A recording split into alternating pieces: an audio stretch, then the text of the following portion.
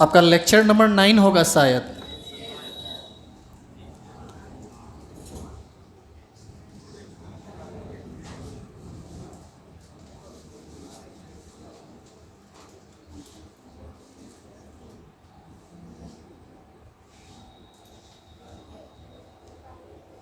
पिछले क्लास में हम लोग समझ रहे थे एरोमेटिक कंपाउंड को। हम लोग पहचानना सीख रहे थे कि एरोमेटिक कंपाउंड किसको कहते हैं, कौन एरोमेटिक होता है। हगल्स रूल के अनुसार 4n+2 पाई इलेक्ट्रॉन को फॉलो करने वाला हर साइक्लिक कंपाउंड एरोमेटिक होता है, और 4n रूल को जो फॉलो करता है वह एंटी एरोमेटिक होता है। और दोनों में से कोई फॉलो ना करे साइक्लिक रिंग वाला तो वो जनरली नन एरोमेटिक होता है। लेकिन नन एरोमेटिक कंपाउंड को अभी तुम ज़्यादा समझ नहीं पाओगे। नन एरोमेटिक दोनों में से कोई रूल फॉलो नहीं करता, वो भी ज़्यादा समझ में नहीं आएगा। वो सब रेजोनेंस वगैरह पढ़ लीजिएगा तब समझ में आएगा। फिलहाल हम वहाँ से आगे बढ़ रहे हैं। आप याद कीजिए, आपको बताया गया था कि ये एरोमेटिक कंपाउंड भी दो तरह का होता है जब क्लासिफिकेशन चल रहा था। एक था बेंजीनॉइड और दूसरा था नन बेंजीनॉइड। तो आप नीचे स्टार लगाइए और नीचे लिखिए aromatic compound may be of two types. Aromatic compound may be of two types. अरे पिछला क्लास में हेडिंग उडिंग नहीं ना डाला था, सिर्फ एग्जाम्पल तक छोड़ दिया गया था ना। ठीक है, चलिए लिखिए aromatic compound may be of two types. पहला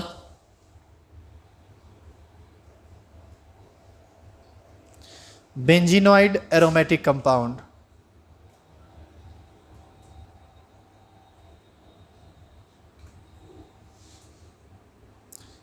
लिखिए aromatic compound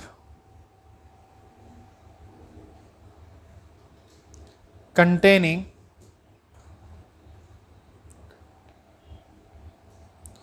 one or more fused or isolated benzene ring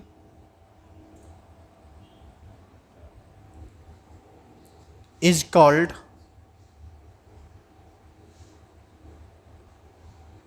benzenoid aromatic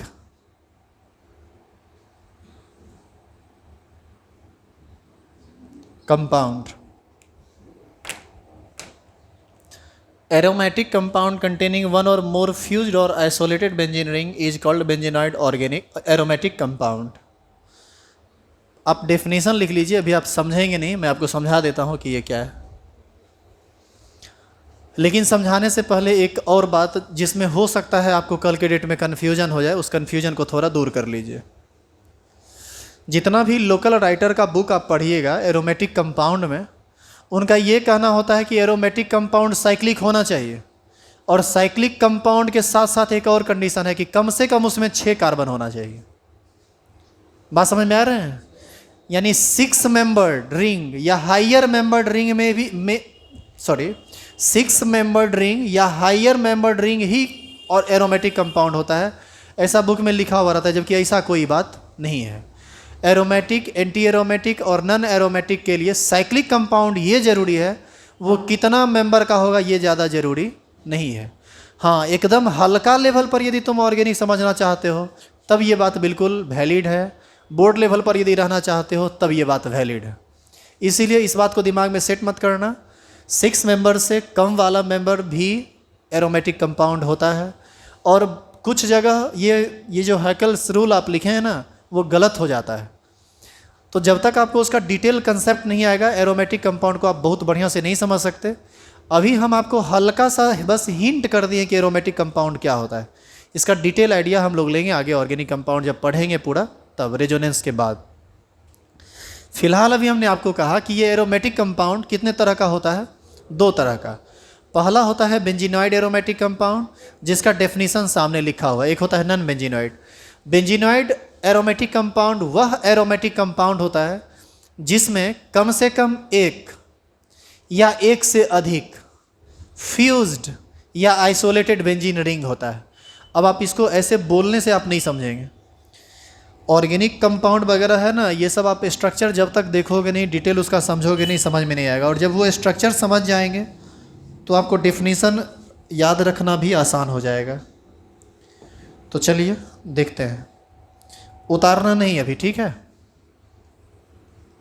जैसा कि नाम से स्पष्ट है, बेंजीनॉइड, बेंजीन रिंग से ही आया है ये बात। देखो ये बेंजीन रिंग है,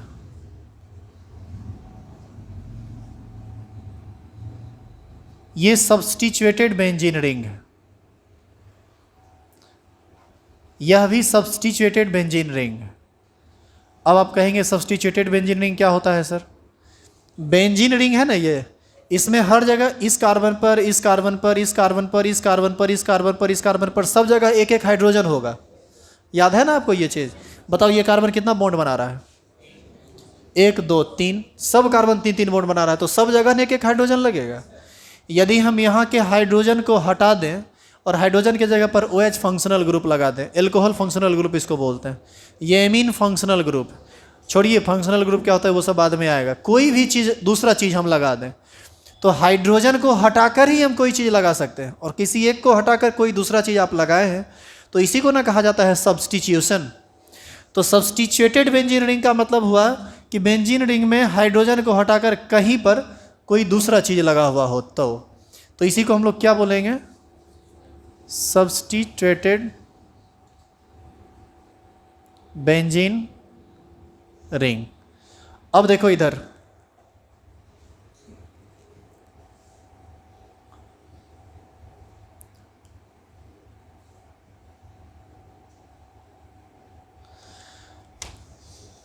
ये देखो तो ये एक बेंजीन रिंग है ना जी, बेंजीन रिंग। और यदि हम इसको मिटा दें तो ये भी एक बेंजीन रिंग है। एक्चुअल में 2 बेंजीन रिंग आपस में मिल गया है, इसी को हम लोग कहते हैं fused benzene ring. Fused system है ये बेंजीन रिंग का। तो वहाँ पर लिखा हुआ है ना कि एरोमेटिक कंपाउंड कंटेनिंग 1 और मोर फ्यूज्ड बेंजीन, फ्यूज्ड और आइसोलेटेड बेंजीन रिंग। इसमें कुल कितना बेंजीन रिंग फ्यूज्ड हुआ है, मिला है? 2। तो इसको हम लोग, अच्छा इसी का एक और करके नहीं, इसका एक अगला एग्जांपल बताते हैं। बेंजीन, नेफ्थलीन और एंथ्रासीन आप नाम सुने होंगे। ये नेफ्थलीन है, ये एंथ्रासीन है, ये सब आगे नोमेनक्लेचर में बताया जाएगा, अभी नाम पर हम काम नहीं कर रहे हैं।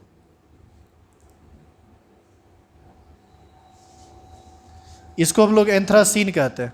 इसमें टोटल कितना बेंजीन रिंग आपको दिख रहा है? 3। तो ये भी फ्यूज्ड बेंजीन रिंग है। तो इस प्रकार से इस दोनों एग्जाम्पल को हम लोग क्या बोलेंगे? Fused benzene ring. नहीं, ये आइसोलेटेड नहीं है, ये आइसोलेटेड नहीं है, ये सिर्फ फ्यूज्ड है।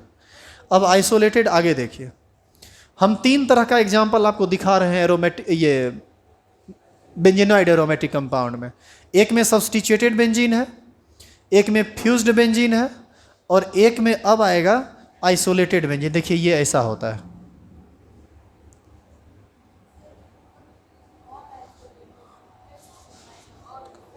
क्या और लिख दिए हैं क्या?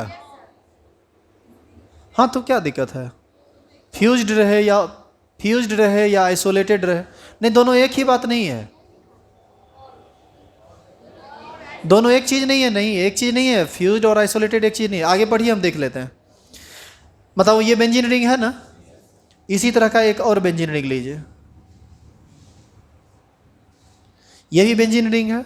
इस दोनों को, अच्छा ये भी एक बॉन्ड बना सकता है, अभी ये भी एक बॉन्ड बना सकता है, यहाँ पर हाइड्रोजन जुड़ा हुआ, यहाँ पर भी हाइड्रोजन जुड़ा हुआ, दोनों को निकाल के दोनों को आपस में जोड़ दीजिए। इसी को हम लोग क्या बोलते हैं? Isolated benzene ring. तो हमने ये कहा, देखो ये भी कहलाएगा बेंजीनॉइड एरोमेटिक, यह भी कहलाएगा बेंजीनॉइड एरोमेटिक, और यह भी कहलाएगा बेंजीनॉइड एरोमेटिक। तो हम लिखाए क्या है? हम लिखे हैं कि एरोमेटिक कंपाउंड कंटेनिंग 1 और मोर फ्यूज्ड बेंजीन रिंग और आइसोलेटेड बेंजीन रिंग। यानी उसमें फ्यूज्ड बेंजीन रिंग हो तब भी वो बेंजीनॉइड कहलाएगा, और आइसोलेटेड बेंजीन रिंग हो तब भी वह बेंजीनॉइड कंपाउंड कहलाएगा। तो ये फ्यूज्ड सिस्टम हुआ, ये आइसोलेटेड सिस्टम हुआ, और ये नॉर्मल बेंजीन है जो सब्स्टिट्यूटेड सिस्टम हुआ। इसका चर्चा हम वहाँ पर नहीं किए हैं, तो यहाँ बेंजीन रिंग है तो बात खत्म है, बेंजीन रिंग है तो बेंजीनॉइड। अब ये सब्स्टिट्यूटेड बेंजीनॉइड हो गया, ये फ्यूज्ड बेंजीनॉइड हो गया, और ये आइसोलेटेड बेंजीनॉइड हो गया। समझ में आई बात? उतारिए सारा एग्जाम्पल। आपसे पूछेगा कि ये कैसा कंपाउंड है, हम कहेंगे यह एक ऑर्गेनिक कंपाउंड है। कैसा? यह एक बेंजीनॉइड है विदाउट सब्स्टिट्यूशन। यह कैसा कंपाउंड है? यह भी बेंजीनॉइड है, सब्स्टिट्यूटेड बेंजीन है ये। तो ये सब्स्टिट्यूटेड बेंजीनॉइड हो गया, ये भी सब्स्टिट्यूटेड हो गया। ये कैसा कंपाउंड है? यह बेंजीनॉइड ही है, बस फ्यूज्ड बेंजीनॉइड है, क्योंकि यहाँ पर दो बेंजीन रिंग आपस में एक दूसरे को टच कर रहा है, समा गया है। यह भी फ्यूज्ड है और यह आइसोलेटेड है। आइसोलेटेड इसको क्यों बोल रहे हैं? दो बेंजीन रिंग है लेकिन दोनों को एक दूसरे से कोई संपर्क नहीं है, मतलब कोई कॉमन कार्बन नहीं है। हम यदि इसको अलग कर दें, बी से बॉन्ड तोड़ दें तो अलग हो जाएगा ना, ये बेंजीन अलग और ये बेंजीन अलग। तो इस सिस्टम को कहा जाता है आइसोलेटेड सिस्टम।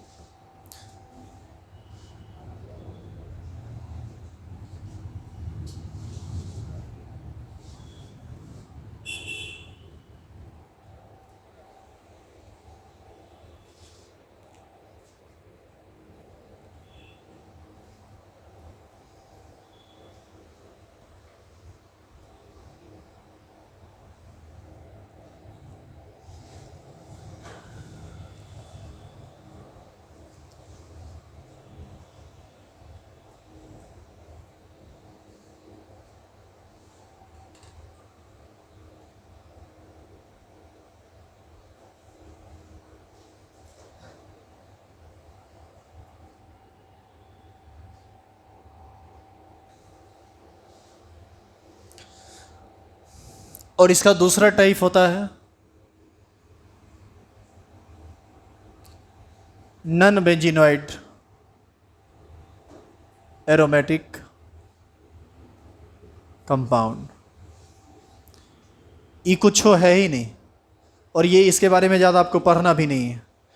ये ऐसा एरोमेटिक कंपाउंड होता है जिसमें बेंजीन नहीं होता है, कोई दूसरा रिंग होता है।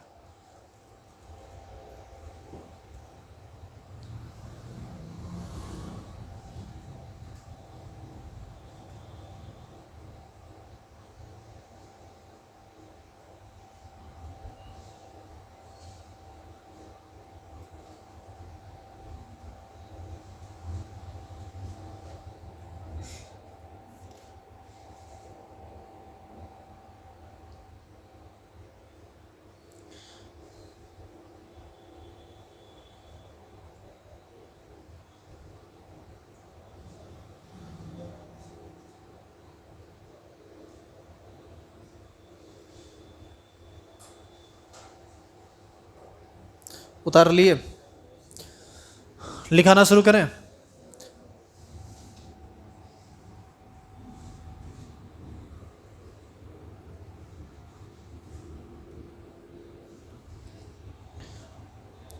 लिखिए aromatic compound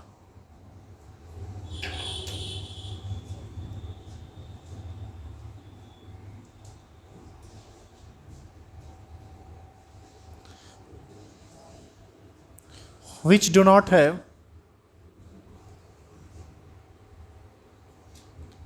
any benzene ring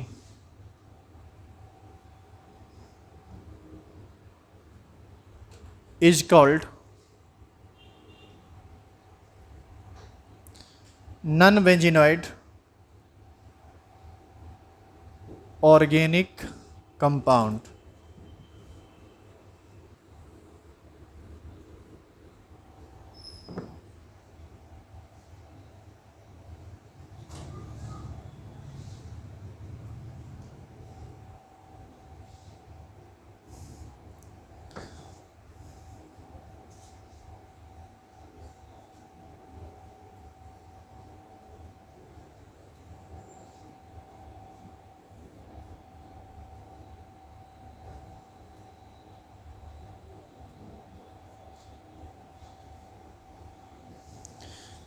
बताओ इसमें कहीं बेंजीन रिंग आपको दिख रहा है?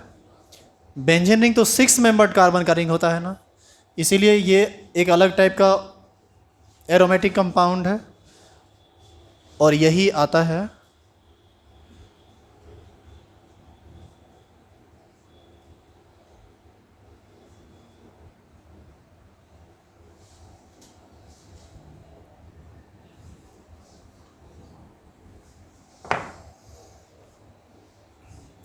तो यहाँ पर 2 एग्जाम्पल लिखा हुआ है, दोनों एग्जाम्पल में किसी में भी बेंजीन रिंग नहीं है, तो ये आएगा, ये कहलाएगा नन बेंजीनोइड। अब सडनली से ये क्लासिफिकेशन अब समाप्त हो गया है। अब सडनली से बातें बिल्कुल हल्की हो जाएगी।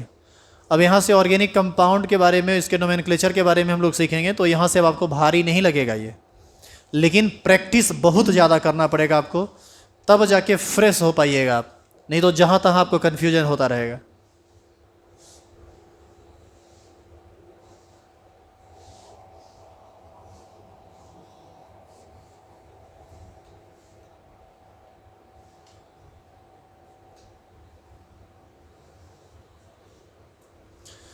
अच्छा, ऑर्गेनिक कंपाउंड में एक होता है फंक्शनल ग्रुप। यदि तुम हिंदी मीडियम से पढ़ के आए हो तो उसको बोलते हैं क्रियात्मक समूह। ये सब नाम कान में गया है कभी? क्या होता है फंक्शनल ग्रुप?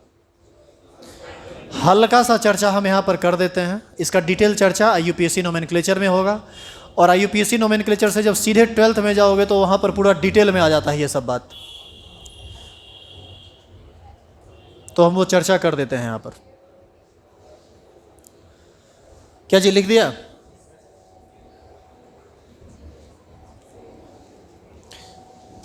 टॉपिक बदलिए, हेडिंग डालिए फंक्शनल ग्रुप।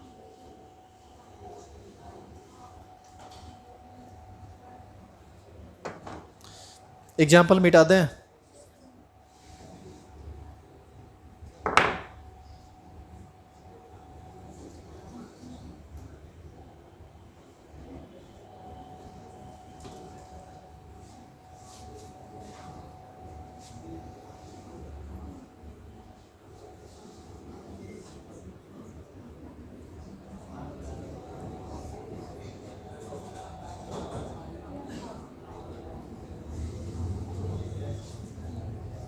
सब लोग लिख चुके हैं? लिखिए। एटम और group of atoms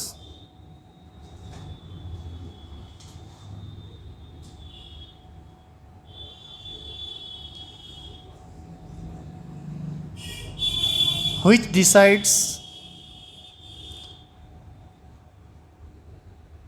the properties of organic molecules is called functional group.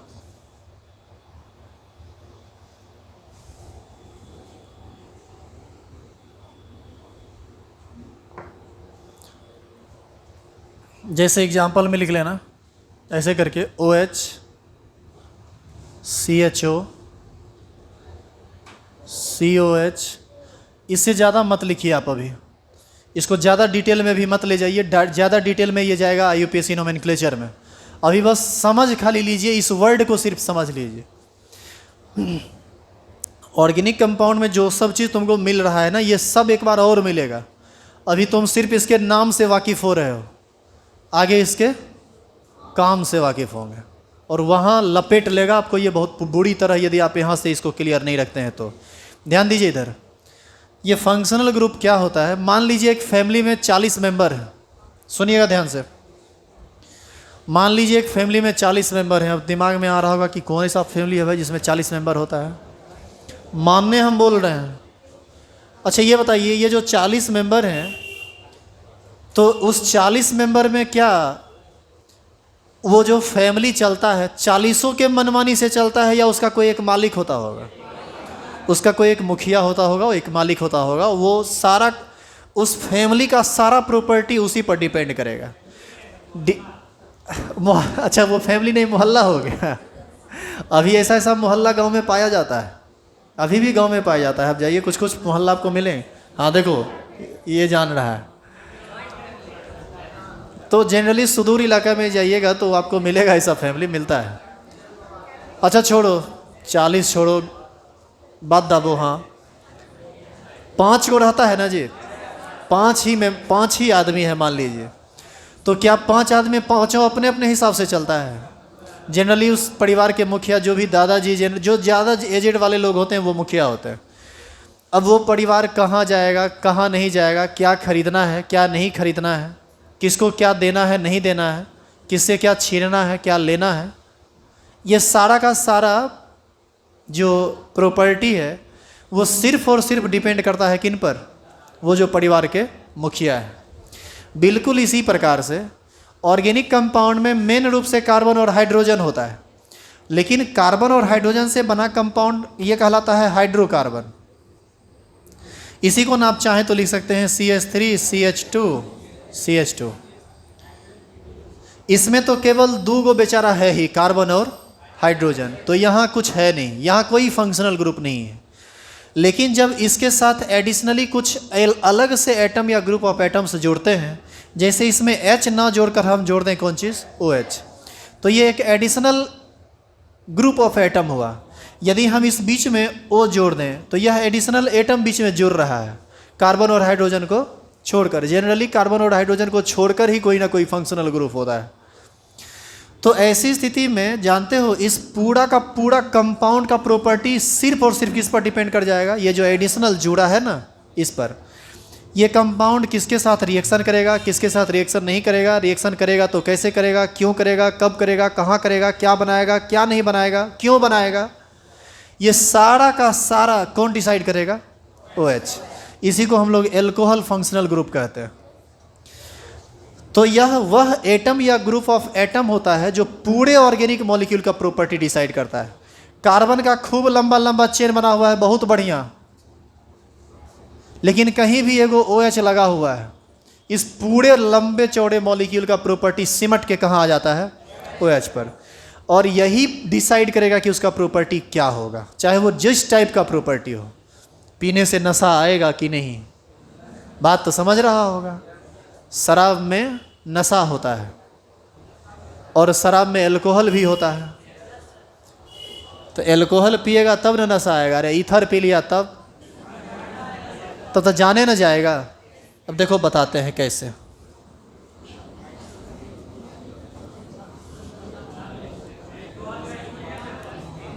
इधर सुनो, हल्ला मत करो, बात को बतंगर नहीं बनाना है। हम यदि कुछ भी बोलते हैं ना तो वो सिर्फ एग्जाम्पल से रिलेटेड, आपको समझने में आसानी हो इसलिए हम ऐसा बात करते हैं। अदरवाइज हमको कहाँ फुर्सत है कि हम शराब और इस सब चीज़ का चर्चा करें।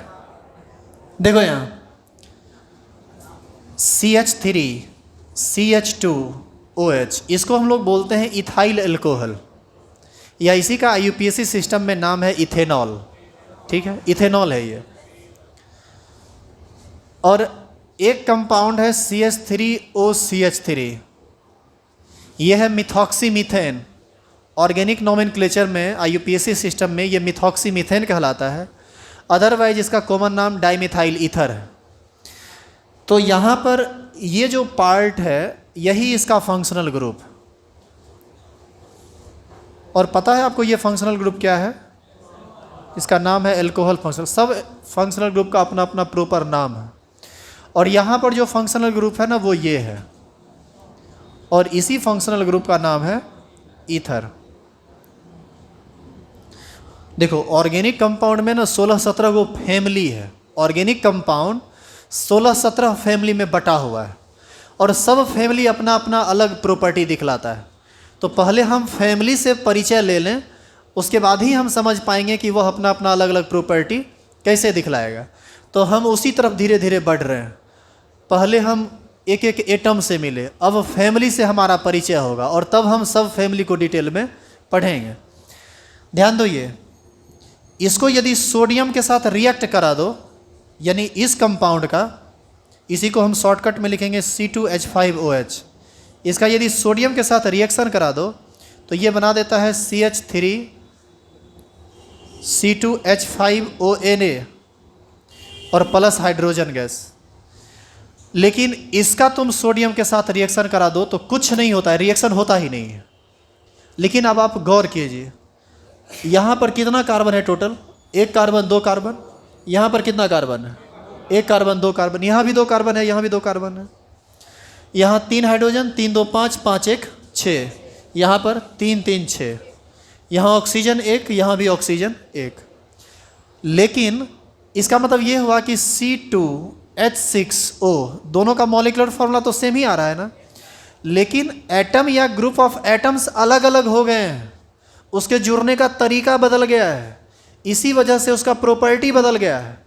और यदि जुड़ने का तरीका बदल गया है तो वह एक फंक्शनल ग्रुप नहीं माना जाएगा, वह अलग अलग फंक्शनल ग्रुप माना जाएगा, जिसको डिटेल में हम बाद में पढ़ेंगे। अभी तो सिर्फ 2 एग्जाम्पल से तुमको हम ये वर्ड समझाने का प्रयास कर रहे हैं कि फंक्शनल ग्रुप होता क्या है। तो यहाँ पर ये फंक्शनल ग्रुप एल्कोहल है, और इस फंक्शनल ग्रुप को हम क्या बोलते हैं? Ether functional group. ECO के कारण यह सोडियम के साथ रिएक्शन नहीं किया, और ECOH के कारण यह सोडियम के साथ रिएक्शन किया। तो दोनों सेम मॉलिक्यूलर फार्मूला होने के बावजूद भी एक सोडियम के साथ रिएक्शन किया और एक सोडियम के साथ रिएक्शन नहीं किया। ये कौन डिसाइड किया? वह एक्स्ट्रा एडिशनल एटम या ग्रुप ऑफ एटम्स, जिसको हम क्या बोल रहे हैं? Functional group. इसी को कहते हैं फंक्शनल ग्रुप। आई बात समझ में? अब सुन लो, यदि इसको ले लिया जाए कुछ एडिटिव्स के साथ, तो नशा शराब में होता तो नाचती बोतल। समझ रहे हैं आप? नशा चढ़ जाएगा, एल्कोहल है ये। सेम मॉलिक्यूलर फार्मूला से, देखो इस मॉलिक्यूलर फार्मूला से ये चीज़ जो बना इसको पी लो तो नशा आ जाएगा, क्योंकि शराब में मैक्सिमम अमाउंट में एल्कोहल रहता है, और गलती से उतने अमाउंट में ये पी लो, पता है तुमको क्या होगा? तुम्हारा पूरा का पूरा इंटरनल ऑर्गन जो है ना, पूरा का पूरा डैमेज कर देगा, पूरा का पूरा। यदि आपके स्किन पर थोड़ा देर के लिए इथर गिरा हुआ रह जाए तो आप देखिएगा धीरे धीरे आपका स्किन गलने लगता है। और नहीं विश्वास है तो तनी को लेके रात में हाथ पर रख के एगो कपड़ा से बांध के सो जाना, सुबह पता चलेगा हाथ पर आर पार इधर से हम देख पा रहे हैं उधर। समझ में आ रही है? तो अब सोचिए आप कि सेम मॉलिक्यूलर फार्मूला होने के बावजूद भी आखिर ऐसा क्या बदल गया कि उसका प्रॉपर्टी बदल गया? एक्चुअल में उसका फंक्शनल ग्रुप बदल गया, इसीलिए उसका प्रॉपर्टी बदल गया। तो इसका डिटेल आइडिया हम आगे देखेंगे, अभी हम इसको यहीं पर रोक रहे हैं। क्लास को नहीं रोक रहे हैं, हम फंक्शनल ग्रुप को रोक रहे हैं। आप इसको उतार लीजिए जैसे ये लिखा हुआ है, जल्दी से उतारिए।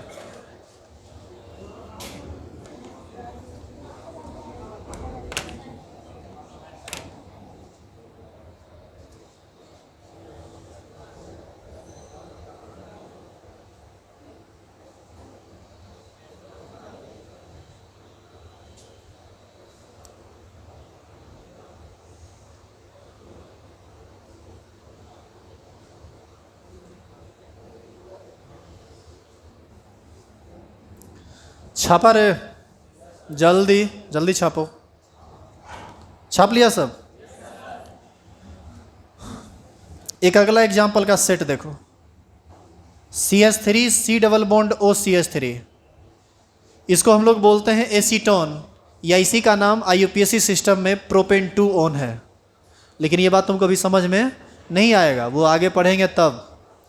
तो हम तुमको नाम समझा भी नहीं रहे। नाम समझाते तो हम जितना भी यौगिक लिखे थे, कंपाउंड लिखे थे, सबका नाम लिखते न जाते, इसीलिए नहीं लिखे हैं। और एक दिन एगो कोई चर्चा भी किया था कि सर इसका नाम क्या है, तो हम बोले थे कि महाभारत और रामायण को खोलने का प्रयास मत कीजिए। अभी आप ही शायद पूछे थे ना। इसका IUPAC नाम पढ़ने का पूरा एक सिस्टमेटिक वे है, जिसमें आपको ये पूरा पढ़ना पड़ेगा, और उसको समाप्त करने में बहुत वक्त लगता है। 2 घंटा का क्लास चलेगा, 2 घंटा का 15 दिन में जाके इसका IUPAC नोमेनक्लेचर खत्म होगा। 2 घंटा पढ़ेंगे तब, वो 15 दिन में हो जाए तो समझना बहुत बड़का बात। इसको मिटा दें। इसका अगला है, ये चोचिया का है राय जी। अभी तो टाइम है ना, 1 मिनट बचा हुआ। चोचिया रहा है बिल्कुल एकदम बैठ के। CH3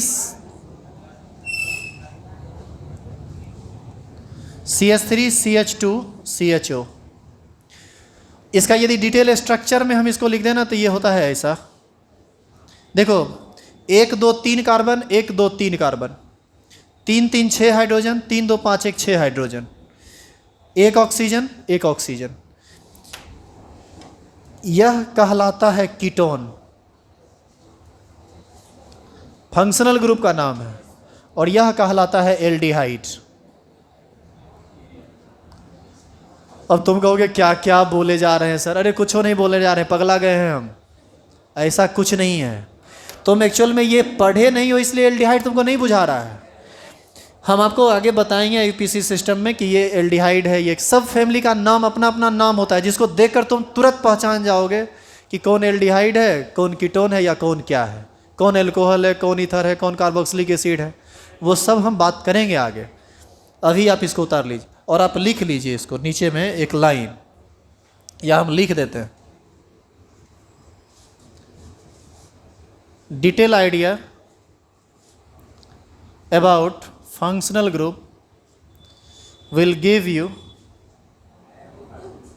in IUPAC nomenclature of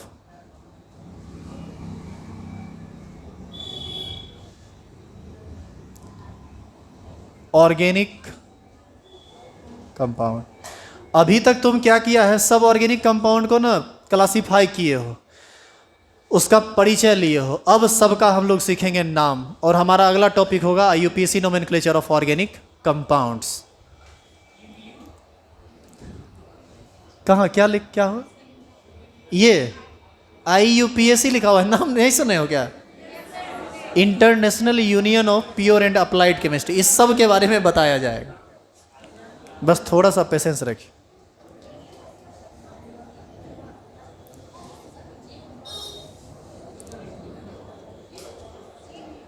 अरे ये लिखने दो तो सब उतारिए लेता है, हम ऐसे लिख दिए कि इस सब का बात लिखे, क्या बोले थे, लिख लीजिए।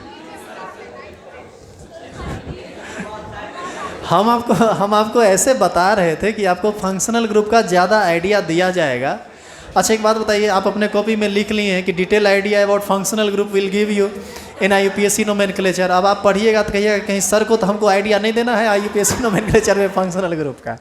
वो हम ऐसे ही लिख दिए थे, हो सकता है हम बोल दिए हों, चूँकि 7वां घंटा चल रहा है पढ़ाते पढ़ाते तो स्लिप करता है। हेडिंग डालो types of carbon and hydrogen. हम कॉपी बंद करने थोड़ी ना बोले थे, आप बंद तो अपने मन से किए। कल 5 मिनट का एक टॉपिक है types of carbon and hydrogen, उसके जस्ट बाद हम लोग चले जाएंगे IUPAC नोमेनक्लेचर में। समझ गए आप? लिख लीजिए, types of carbon and hydrogen.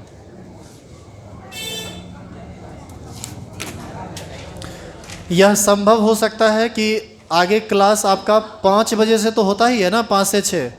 ये 5 से 6 नहीं बल्कि 5 से 6:30, पौने 7, 7, 8, 9, 10 बजे तक हो जाए। लेकिन ये बात तो तय है कि क्लास 6:30 से पहले छुट्टी नहीं होगा। समझ गए आप? तैयारी में आ जाइए। एक्चुअल में ऐसा इसलिए कर रहे हैं, देखो अभी जो आप यहाँ पर बैठे हुए कुछ लोग हैं, ये कुछ लोग 11th के भी हैं और कुछ लोग 12th के भी हैं। और 12th वालों के लिए ये बहुत ज़्यादा ज़रूरी हो गया है कि उनका चैप्टर स्टार्ट हो जाए ऑर्गेनिक में। और IUPAC नोमेनक्लेचर को जितना जल्दी हो सके हम ख़त्म करने का प्रयास कर रहे हैं। तो 2-2 घंटा यदि पढ़ा देंगे ना तो IUPAC नोमेनक्लेचर बहुत जल्दी में समाप्त हो जाएगा, तुरंत बैच आइसोलेट हो जाएगा आपका अपना अपना। तो देखेंगे आगे। आज के लिए बस इतना ही, बाकी नेक्स्ट क्लास में।